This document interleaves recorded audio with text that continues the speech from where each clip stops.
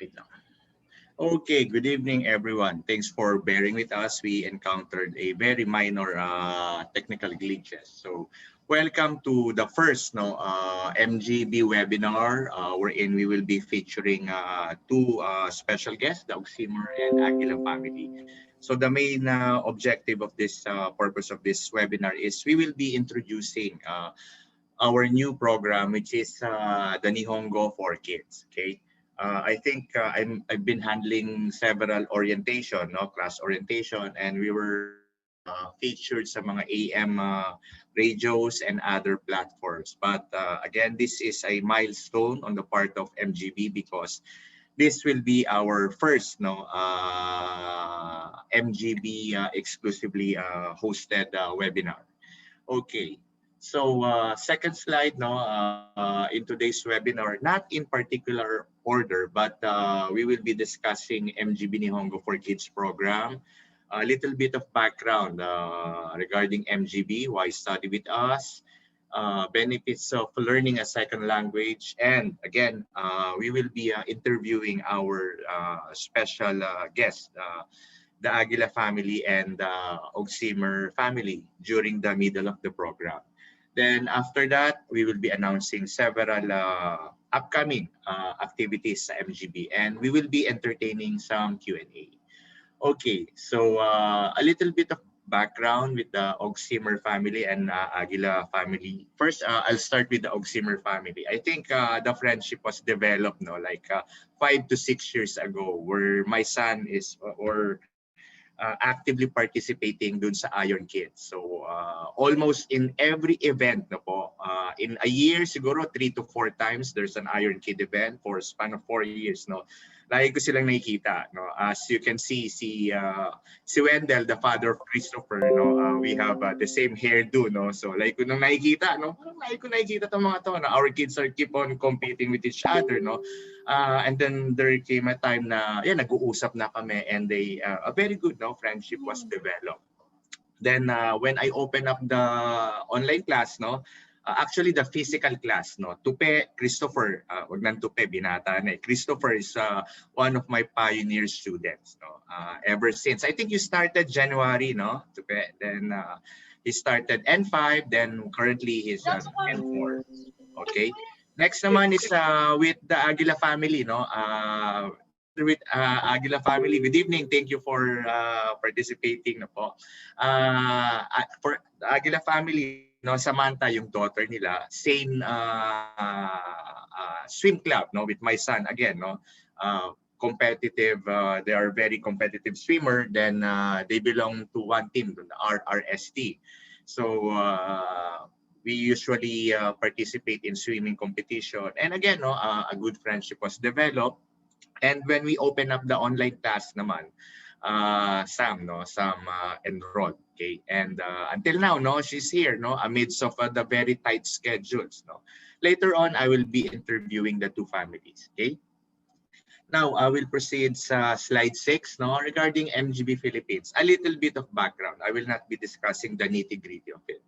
MGB stands for Meiji-Dori Global-Based Philippines. So, yung Meiji-Dori, this is a registered supporting organization, supporting the specified skilled working visa, for OFWs aspiring to work in Japan. And they are a certified public accounting firm.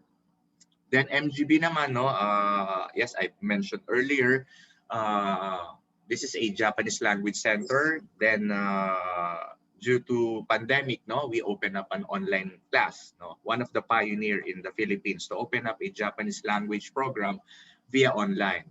And because of this, yung mga daughters or son ng mga estudyante ko, keep on asking questions. Do you have a Nihongo for Kids? And some of them even challenge to enroll their children to us. Like nga classic example, Tupe and Sam. However, sometimes because majority, 90% of the students are working class, and because of that, sometimes we had a hard time conducting a program, no, together with mga kids, because medyo mahirap, no. But however, no, amidst of that, still, no, we have students na mga 12 years old, no. Like in this case, no, may mga participants here, like I have students from Cebu City, like sila Richie. I think they 12 to 14 years old, no, mga high school, no, who still attends the online class. However, due to public clamor, no, and our marketing team, no, continuously receiving inquiries about if we're going to open up a program for children, no, aging 7 to 12 years old, and because of that, siya yung nag-trigger, and we decided to open a special program for kids. Okay, so we will go to slide 8, no. Slide 8, why kids should study Japanese. Okay, I will be asking one of my marketing, no, in charge. Rochi, can you read the slides? Hi. Slide 8 tayo, ha? Hi. Why kids should study Japanese? First, feed their brain. Study shows that learning a second language boosts problem-solving skills, in addition to improving memory, concentration, and the ability to multitask.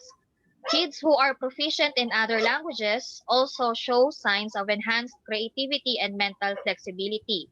Okay, Second, excuse ay, muna, pause muna, no? Okay, it mentioned here, no, enhance creativity and mental flexibility, no? Classic example, no, I will again, si Tope, no, is doing his own, no, manga series, no? Sabi nga ng father niya, no, pare, minsan, ano, ayaw nang tumayo, no? Sometimes 8 to 12 hours siya nakaupo after the Nihongo class, no? Nagdodraw naman siya ng manga. Same with Sam, no? Sam is very active, no, both in sports as well as sa academics. And aside from that, no, may mga nag-aaral din siya ng musical instruments, no. And somehow, no, I think, no, studying foreign language helps both, no, develop the cognitive, no, cognitive side of the children. Okay, Rochi, next slide, please. hi. Boost their academic achievement. The cognitive benefits of learning a new language have a direct impact on child's academic achievement. Bilingual children have improved reading, writing, and math skills, and they generally score higher on standardized tests. Okay, mamaya tatanungin natin ang mga parents, no, tumaas nga po ba ang grades ni Sam at saka nito? Okay, so next slide, slide 9.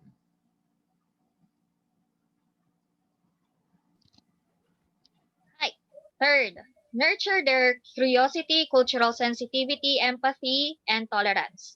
Children who are exposed to other languages display more positive attitudes to the cultures associated with those languages.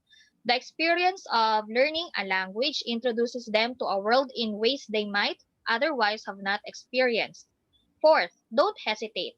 Contrary to the popular belief, young children are not confused by the introduction of multiple languages at the same time. Not only do they naturally navigate multilingual environments, but acquiring a second language early in primes of the brain to learn multiple other languages, opening a world of opportunities for later on.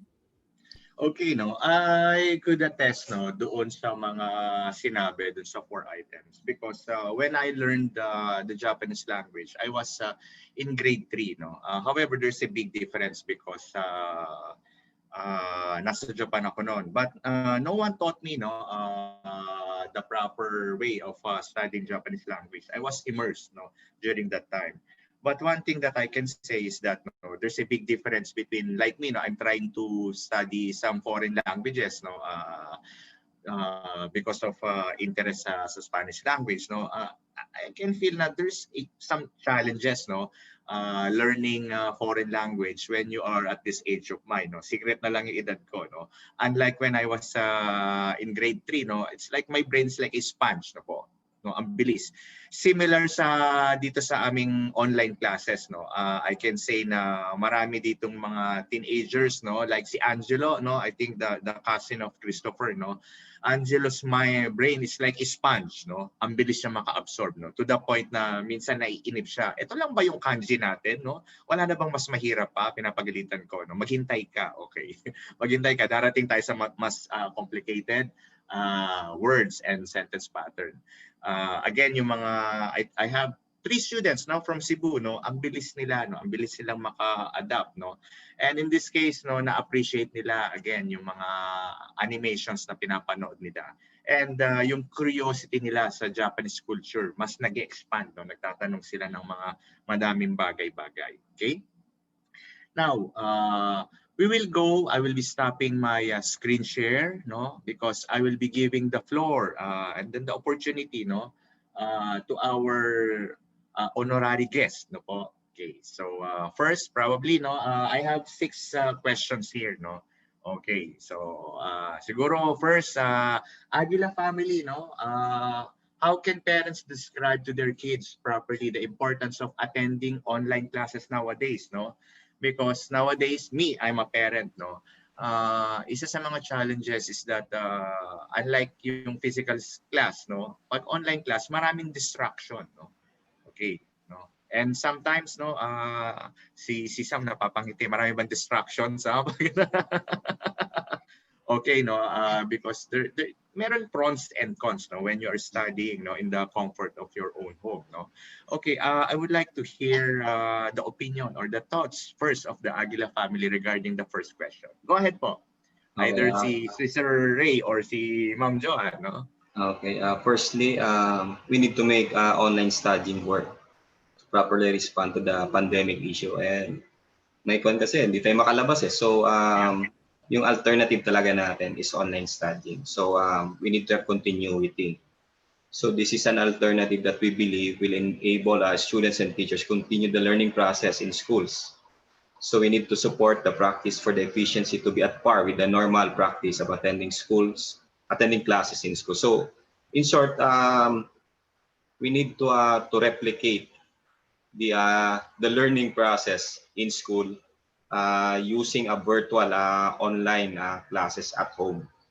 We need to have the same output, or at least an equivalent output when they go to the school. So I think that when we look at the bigger picture, we as parents are equally important in our kids' participation in their online education. So we are really the ones responsible for watching over the learning process of our kids, and are also tasked to regularly monitor the progress of each one. So teachers, especially now at the time of pandemic, have formed together with the Department of Education a dependable support system for us parents to help our children have access to quality education. So nandiyan yung mga Genyo, di ba? Maraming website, may Canvas. So we all have all the tools to make this virtual or online classes work. So online college and K-12 courses are certainly proving to be the solution to further address the challenges our current education system faces. So this setup is most likely to be formed as a big and solid part also about future scenarios. So we don't know actually, even without the pandemic, this can still continue. So enrolling our children with the current online school setup certainly proved to be a difficult decision to us at first, but eventually after observing them for a few weeks, both our kids warm up. So nakita namin okay pala, no? Meron silang pwede nilang balikan yung mga lesson, So they began to study last April with the Japanese class of MGB sa inyo, Since both of them have so much interest in anything Japanese, so culture, anime, arts, manga. We visited Japan and they're so excited going to places there. So I don't know, pero they're very fascinated with the Japanese culture. So they always talk about Japanese culture. So that's a thing that I always remember with my kids. So they watch anime and I too already also watch anime to have an idea what they're talking about, ano. So we did not have a hard time telling them to try the online setup of MGB. So studying online seems to be a very fairly new concept, and when you compare it with conventional schooling, um, when we compare it with conventional schooling, but we explained to them that this will be the only way they can Yeah. make themselves involved with other people during this pandemic situation, to make new friends, no? Even my son who is now in college, um, they haven't seen each other. Actually, when we enrolled him, we haven't seen someone processing our payments or even enlisting subjects. It's all virtual, no? Yeah. So even online, they can still make friends. Yeah. So the potential for things not working out during this pandemic weighed heavily on our minds, but time is certainly a vital investment. We do not want to let time pass by, and without them progressing sa school, ano, Yeah. we cannot afford to lose the time of not continuing their education even in the online setup. So learning should continue. So Sam enrolled herself in Japanese. He enrolled herself in piano lessons, and of course, they do online workouts with the swimming team, Yep. and Daily. of course the classes. So it's all virtual, but we are enjoying it, and I think it's an equivalent thing. It's somehow we're getting somehow the results by also by doing it here, and even though we're not really attending the regular schools, the normal practice of a schooling, we're still reaping the results of it. Results of it. So I think that's the online experience that we have. Okay. Thank you very much, no. And I think two takeaways dun sa sinabi ni Sir Ray is that the interest should be there, no. Like Sam, no, voluntarily, no, she really expresses her interest no, sa foreign language, and together with the maximizing on the online schooling, no, to make the time of our children to be much more productive instead of doing other unproductive tasks. Okay. Well, in fact, no, si Sam no came from a conventional schools. Going to the Ogsimer family naman, because the Ogsimer family, no, the online schooling is not new to them because the concept is almost similar, because the Ogsimer kids naman are homeschooled, the homeschool children. Having said that, no, tawagin ba kita Ma'am Camille at saka Sir Wendell? Okay, no. Question number 2, no. How will the parents encourage their kids to stay active in their class, and how does it reflect their daily schedule? However, again, no, homeschooling is not new to you guys, right? So, but again, if you may so. And also, yung number 3 question, when should parents tell the child that they will be taking new courses, no, outside doon sa inyong pinag-aralan nito, no? Kailan yung tamang oras or panahon wherein you will be introducing new or extracurricular activities to them? Because as far as I know, no, Tupi is also doing lots of things, no, guitar, no, drums, manga, and the normal the schooling, as well as other activities. Yung about kung meron silang mga, kasi we always discuss their passion, kung anong gusto nilang i-try, kung anong gusto nilang pag-aralan. So syempre, ito nakakatuwa nga Alex 'di ba? Parang coincidence din na kasi lagi kaming travel sa Japan lately no. Yeah. Tapos inintroduce mo sa amin itong MGB.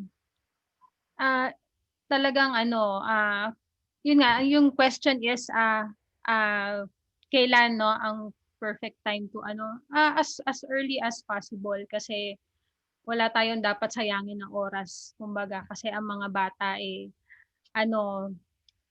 yun nga sabi mo nga yung brain nila ay parang sponge no. So as much as si katulad ni Ava, yung youngest namin is ilan taon na ba si Ava? 7 years old. Yan. Tinuturuan na ni Tupe na na mag-Nihongo. So mas marami siyang alam kaysa sa akin. So pero syempre, i-enroll din namin siya sa inyo dahil syempre kasi iba yung iba yung may proper na na pinag-aralan na kasi bukod sa language, nakikita namin kay Tupe yung proper etiquette and manners, nakukuha niya eh. Nagugulat nga kami, malaking improvement sa kanya. So yun, kung about sa question, as early as possible, kung nakikita natin na yung bata ready na, i-discuss mo natin agad sa kanila kung gusto nila at interested sila. Okay, thank you. Oh, Wendell, batahimik ka dyan. No pressure, no pressure. Okay, so going back, mamaya, Wendell, sagutin mo yung number 6. Ayan, for the number 4 question, what activities should parents be doing to nurture their kids' potential? So Ray and Ma'am Joanne, thank you for your your support na drinks, no? I go ahead. Sponsor. As for the activities, siguro dapat kasi yung short and long-term plans ng bata must also be considered. So we set short-term and long-term plans for our child, and we also ask them if interested din sila. So that's the first thing. If they're interested, then go kami doon. And since naman kasi parents now are becoming more and more aware of the power of early education, tapos yes. We want to enrich the growth of our kids sa mga customized learning programs, just like learning a new language. We encourage them na kumbaga gusto mo ba to, and then interest mo ba to, and sometimes hindi mo na rin kailangan silang i-push. Sila rin mismo nagsasabi sila, we want this, gusto naming matuto. So yung strong sense of motivation nakakatuwa rin eh. So yung activities, I think it's more on the kids, and then kami, we just push them pagka gusto nila. Yep. Okay. Dun sa last 2 questions, no, para to dun sa mga viewers natin, yung mga potential, no, parents na who would like, no, to enroll their kids, no, sa MGB, no, for the Japanese language. Okay. Can you give them some inputs, no, inputs or points, no, pointers, no? What can parents do to prepare their kids about studying Japanese language, no?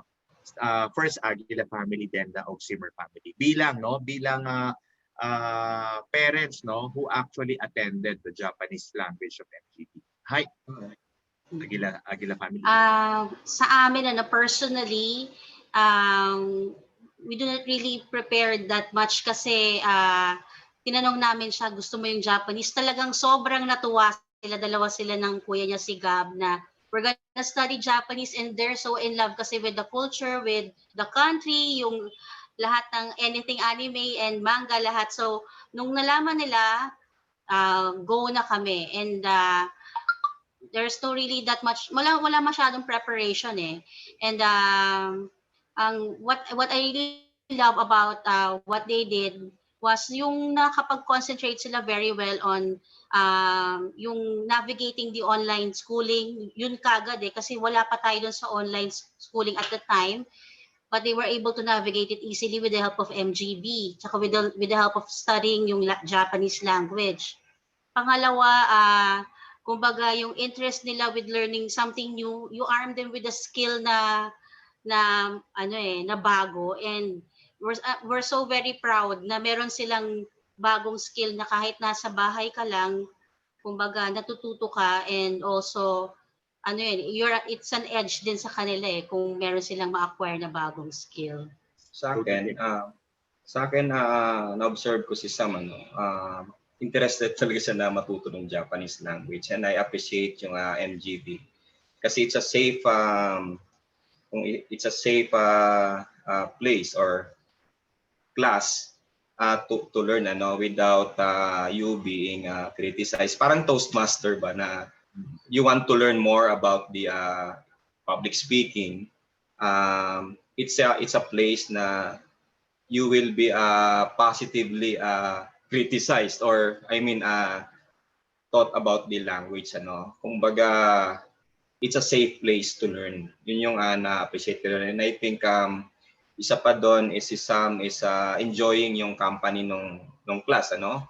And because of that, kahit na nasa pandemic siya, is nasa pandemic situation tayo, I think she was able to enjoy yung mga araw na nag-aaral siya. And even after classes, we talk about it. So yun, isa siguro yan yung safe na venue to learn. And it's also a place na makipag-socialize siya. And yung continuous learning, nandun, ano, increasing level. And we appreciate it so much. So yun lang yung yung masabi ko dyan. Thank you very much, for considering MGB as a safe place, ika nga. Because there's a little bit of challenges, no. Again, it's a mixture of demographics and age, no. But I always remind the class, no, guys, no, we have kids here, no.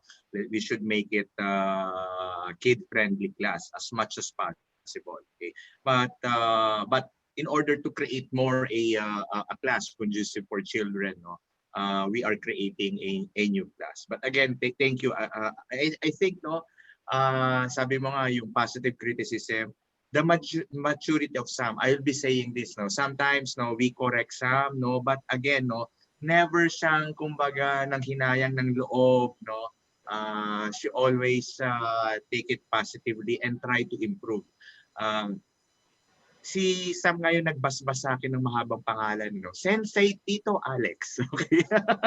Ang haba. So cute. And then even after the class, no, nag-ano siya, Sensei, pasensya na, hindi ko nasagot kasi the intermittent connectivity, no, sa internet.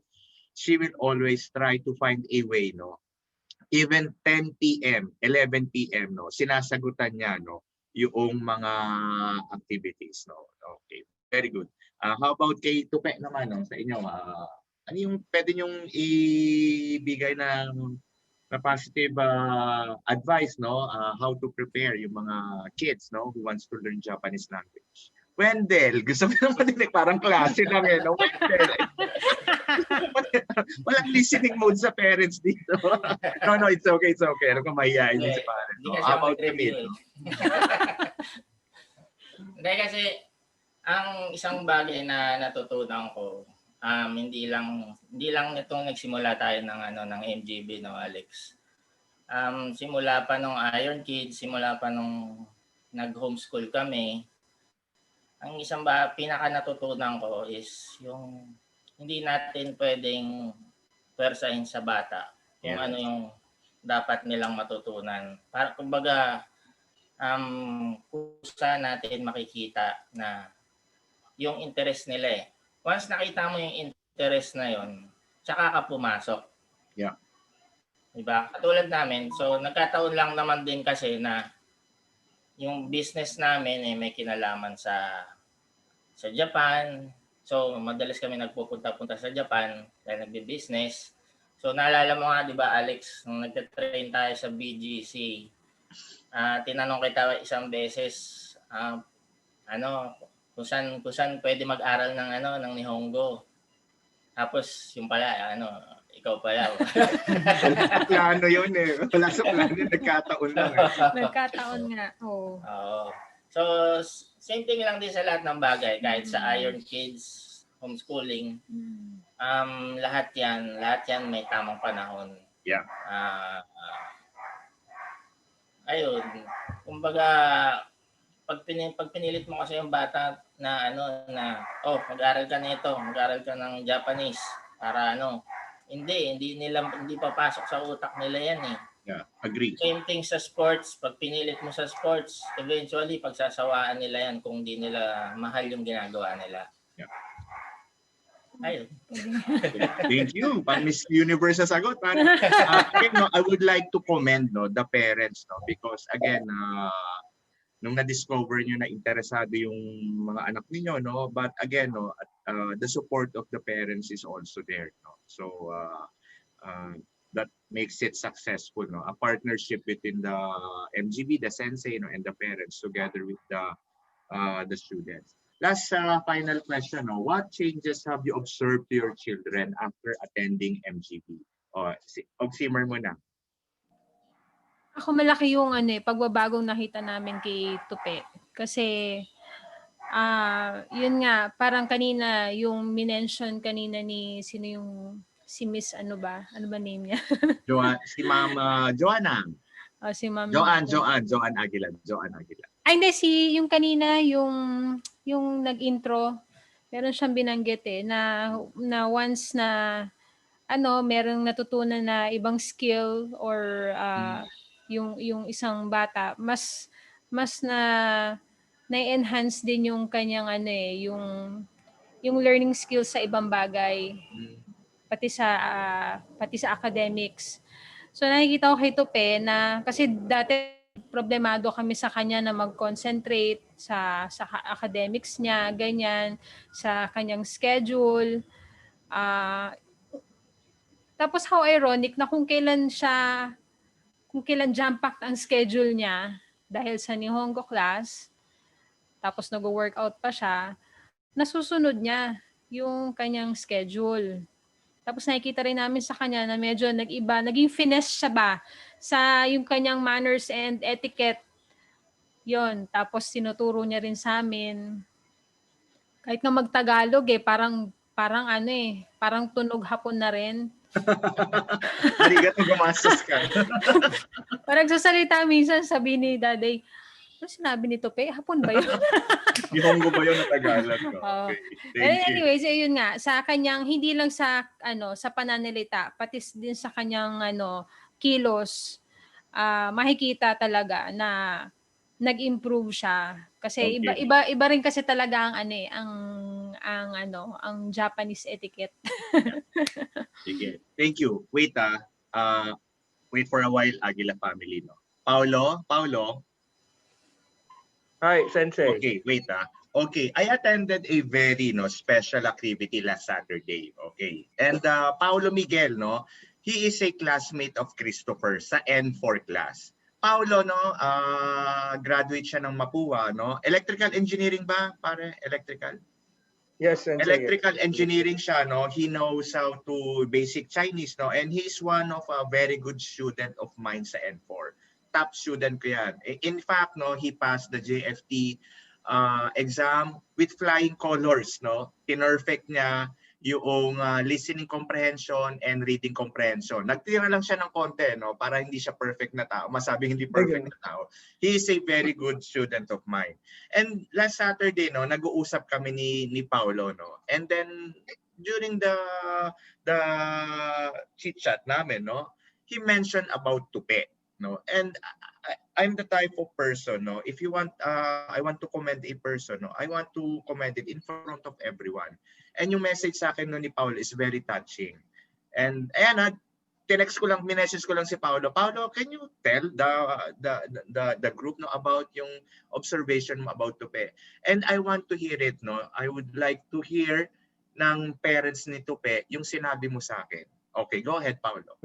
Bago po pala ang lahat, salamat po pala sa tatay ni Tupe sa pagtatanong kung saan pwede mag-aral ng Nihongo. Kasi doon pala nabuo yung MGB. Ngayon ko lang po nalaman. Gusto ko lang po i-comment. So ayun po kasi lagi kong nakikita talaga si Tupe, lalo po sa sa Dokay, reading comprehension namin, na talagang magaling. Halos tunog ni Honjin na siya, Sensei. Pati yung yung anong tawag doon? Study habit niya, talagang parang na-shock ako. Ang pinaka nakakagulat nung binigyan niya ako ng quiz na gawa niya, parang JLPT type talaga siya, Sensei. Sabi ko, nagawa yun nung isang 16 years old. So, parang nakikita ako sa kanya yung dating ako nung 16 years old na parang eager to learn lahat ng pag may pinasukan na bagay, issue Kenme, yung parang lahat-lahat ibubuhos.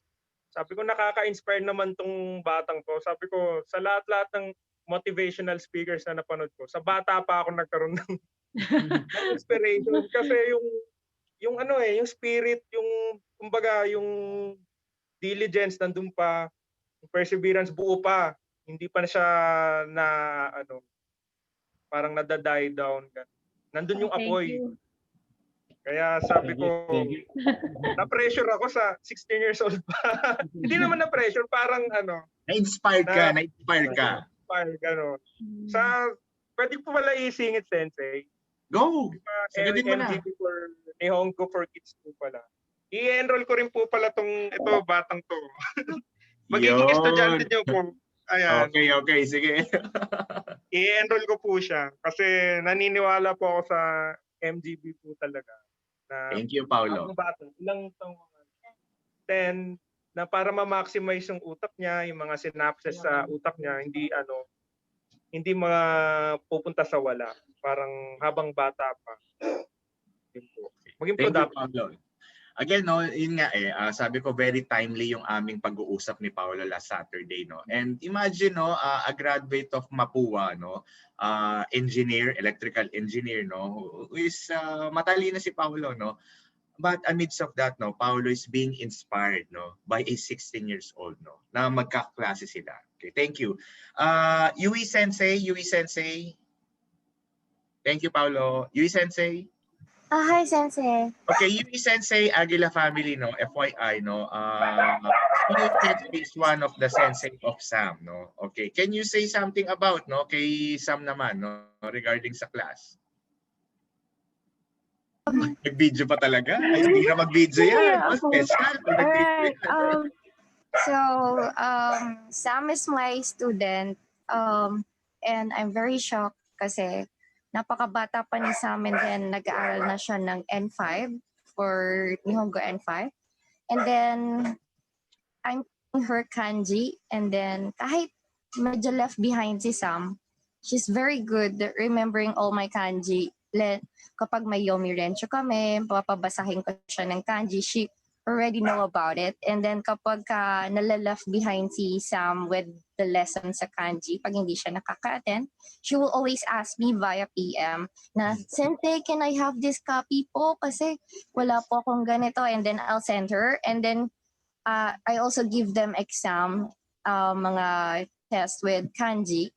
Sam always got the good grades and got a good score. Siya lagi yung one of the top. Actually, sa panggabi, kasama siya sa top 5 ko, si Sam. So yung mga kasama niyang ages, mga nasa 20 plus, and then si Sam nasa top 5 and just 11, 12 lang ba si Sam? Yeah. Yep. So I can see that she really has a potential learning Japanese, and she really had the passion to do so. Kaya I believe na Sam will go further and marami siyang mararating in the near future, lalo na kapag sa mga higher level. Kasi napansin ko, even though yung nag-combined class na kami, Sam is still there. Kahit naka-listening mode siya, she will still participate. Kahit may listening mode si Sam sa class, she will still, Sensei, me! Okay, so she's very proactive when it comes to participating, and then reciting. So ayan. So Sam, keep it up. I'm so proud of you. You will always soar high. Yeah. Yui Sensei will always be here. Thank you, Yui Sensei. No. By the way, Yui Sensei will be one of the sensei, no, for the Nihongo 4 kids. No. Yes, no, yung sinabi na sometimes left behind, not left behind, no, academically speaking, because of schedule constraints. Because there are weeks, no, nagsasabi sa akin si Sam na, Tito Sensei Alex, no, we have quarterly exam for this week, no. Pero right after ng quarterly exam niya for the week, like I will be echoing what Yui Sensei mentioned, no, hahabol siya, no. Hahabol siya. Even during the weekend, no, Sensei, meron pa po bang materials, no? May initiative on her part. I will be going back to the final question, no, to the parents, no, si Sir Ray and si Ma'am Joanne. What changes have you observed to your children after attending MGB? Ang unang-unang napansin ko na nakapag-MGB si Sam, parang boses Japanese na rin siya. Parang si Tupe. Pangalawa, na sobrang natuwa ako dun sa disiplina na instill ng MGB sa kanya kasi sa 4 hours daily na pagle-lesson, hindi siya nagfa-falter, talagang medyo nalilate siya kasi there's an online workout for RRST na late din nag-start siya ng 4:30, no? Sasabihan ko si Tony. So nalilate siya kasi Tigilan mo si Sam. nalilate matapos yung online workout. So nakukuha yung time ng onti dun sa class sa Japanese class. So yun, nalilate siyang onti pero natatapos niya hanggang 10 din, and nakakatuwa kasi kahit kumakain siya, nakafocus, and nakakatuwa na yung naturo talaga sa akin ng MGB, aside from the beauty of the Japanese language, natuto siya ng todo, yung discipline na magkaroon ng focus, iba talaga. Maganda yung focus na i-instill sa kanya, and yung yung concentration dun sa subjects, nakakatuwa na even if mahaba yung lecture, talagang the senseis talaga, taas ang kamay namin sa mga senseis. Thank you. And sensei. Oh. So talagang nagpapasalamat kami. Sobra talagang pasasalamat namin. Same here, no po. Again, we cannot do this without also the support of the parents. Thank you very much po for answering our Q&A. So I'll be sharing, going back now, I'll be sharing my screen, no po. Wait. I'll be sharing my screen, regarding doon sa mga future activities ng MGB.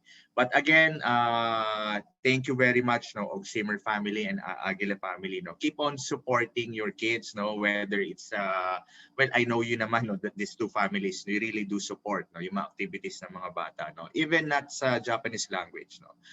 Kita kids na po, sana Sam, before before Sky goes to Japan, so we will make it a point na magkita-kita, we will try to visit the venue, and to pet sa Ogsimer family. Okay, kita-kita tayo soon. Okay, so thank you very much. Stay lang po for the mga future announcement. Marketing team, we can proceed. Ano bang gusto niyo, marketing team? May mga questions po ba that you would like to discuss na post sa Facebook, or we can proceed sa slide 13. Your call, Rochi and Chase. Wala naman po, Sensei. Hi, Imas. Wala naman po, Sensei. So far po, people are hurting. They are reacting hearts. They love what they heard po. Okay, thank you. So, Rochi, ano ba? Division of Labor? Wait. I would like to introduce. Kanina you heard si Yui Sensei making a very positive comment about Sam. I would like to acknowledge si Sophia Sensei, a brief introduction, as well as si Doris Sensei, because I will be asking Doris Sensei to be our kumbaga advisor for the Nihongo for Kids, because Doris Sensei, one of our sensei here sa MGB, may experience na rin naman siya na teaching one-on-one kids, teaching Japanese language for kids. First, Sophia Sensei, can you introduce yourself? A brief introduction lang. Hi, konbanwa. So I am currently the teacher for the September batch of N5. And although I am a teacher here at MGB, I also do voice acting for indie games, foreign indie games. So kaya pag nagja-Japanese na po ako, umiiba na po talaga yung boses ko. I become a very, very different person na po.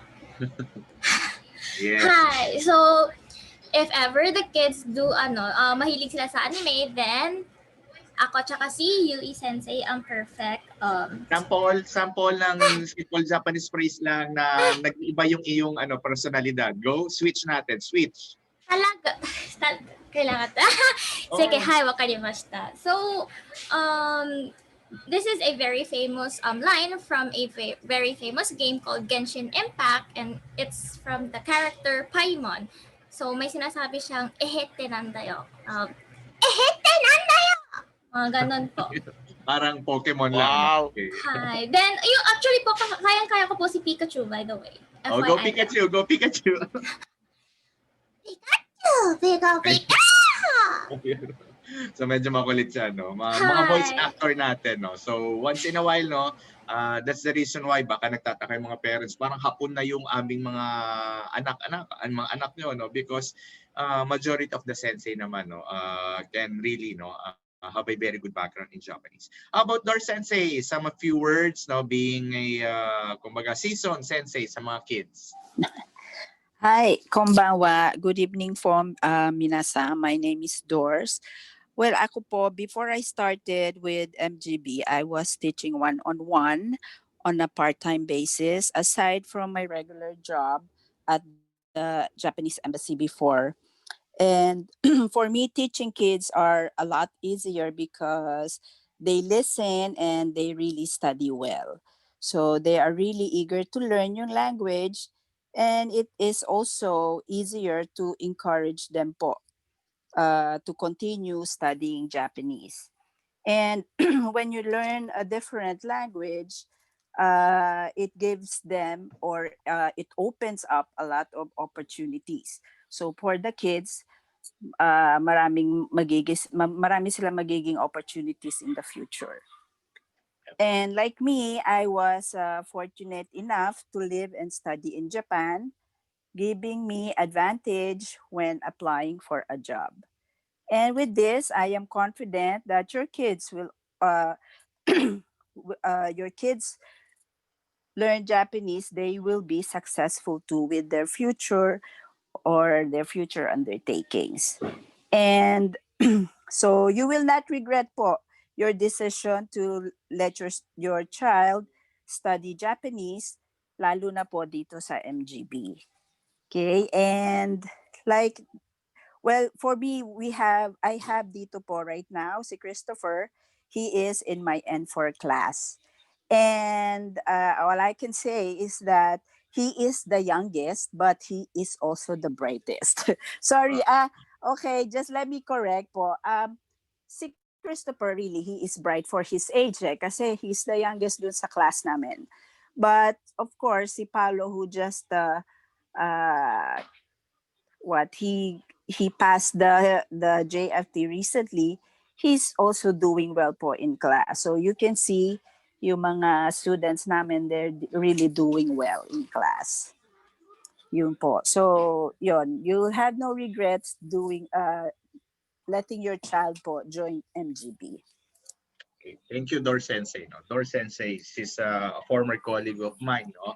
Way back in Sony. No? Katabi ko lang siya sa office. And 20 years sa Japanese embassy and studied and lived in Japan for several years then. Okay. One of our senior sensei. And I will be tapping her, no, to be our advisor for the new program. Okay, thank you very much. So, ano natin, time check, it's 6:55, no? Medyo tumagal tayo, pakabutin tayo ng more than 1 hour. Marketing team, can we proceed doon sa mga activities ng MGB for 2021? Slide 13. Rochi? Hi! Hi! Hi, eto desu ne.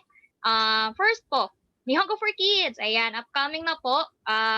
For this next year, no, for January, we have our regular class for Nihongo for Kids. Okay? But of course, since this is our first launch of Nihongo for Kids, we have a free class starting next week, Monday, December 7, 5 p.m. to 6 p.m. Then, online class po siya via Zoom for kids ages 7 to 12 years old. Then, if you're planning to enroll, no? Nagustuhan si MGB, okay. So, gusto nyo mag-enroll, then pwede na po kayo mag-start, no? Enrollment starts on December 11 until January 15. Then, ang enrollment fee po is 5,000 for 100 hours. Now, kung mapapansin nyo po, we have vouchers.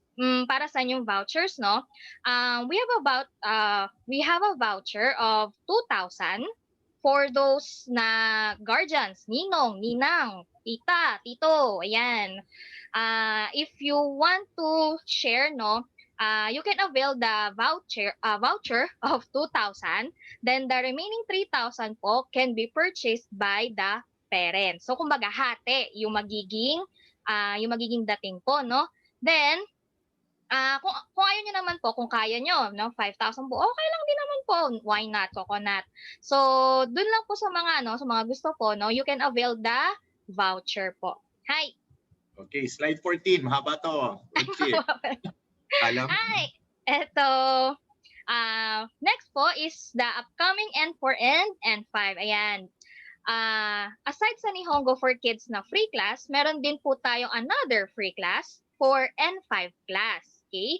This will also happen on December 7, 6 p.m. via Zoom po. Okay?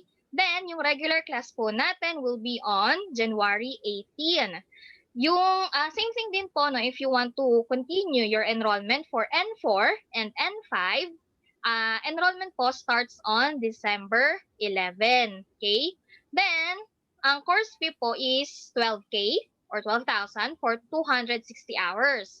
Good news po, meron tayong early bird promo wherein starting December 11 to December 21, you can get a discount po, no, sa ating kung mag-enroll po kayo, if you plan to enroll sa N4 or N5 at from December 11 to 21, meron po kayong 2K discount. So, babayaran nyo lang po is 10K. Hi! Okay, again, no, modesty aside, I think we are benchmarking our rate with other Japanese language center. I think still, no, MGB is the most affordable Japanese language school. Okay. Okay. Next, upcoming events. May I call Sophia Sensei? Are you still there? Hi. Okay, please read upcoming events, slide 14. Hi. Dito na po.